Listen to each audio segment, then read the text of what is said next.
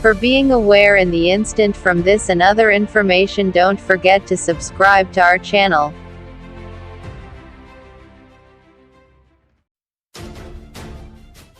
Low-skilled workers would not get visas under post-Brexit immigration plans unveiled by the government. It is urging employers to move away from relying on cheap labor from Europe and invest in retaining staff and developing automation technology. The Home Office said EU and non-EU citizens coming to the UK would be treated equally after UK-EU free movement ends on the 31st of December. Labour said the hostile environment will make it hard to attract workers. But Home Secretary Priti Patel said the new system would mean the brightest and the best will be able to come to the United Kingdom. The government, which said it was aiming to reduce overall migration to the UK, wants a points-based immigration system, as it promised in its election manifesto. Under the scheme, overseas workers who wanted to come to the UK would have to speak English and have the offer of a skilled job with an approved sponsor. They would be awarded 50 points if they fulfill these criteria. Adapt and adjust. In total, immigrants would have to reach 70 points to be able to work in the UK, with points also being awarded for qualifications, the salary on offer and working in a sector with shortages.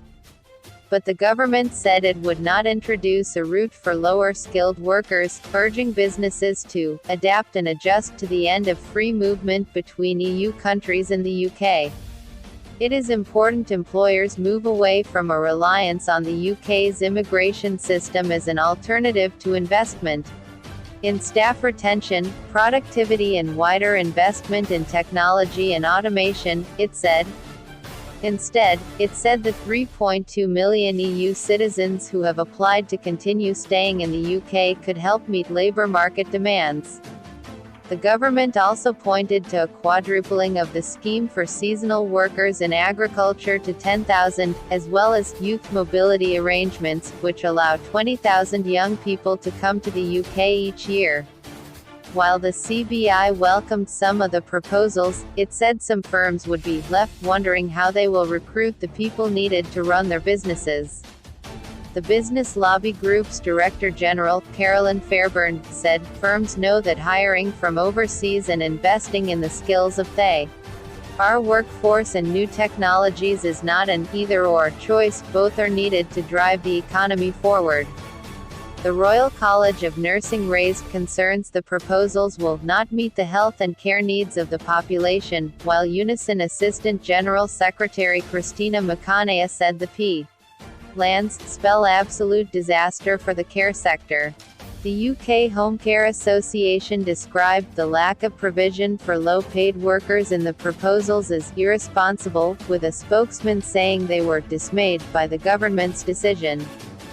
Cutting off the supply of prospective care workers under a new migration system will pave the way for more people waiting unnecessarily in hospital or going without care, they added.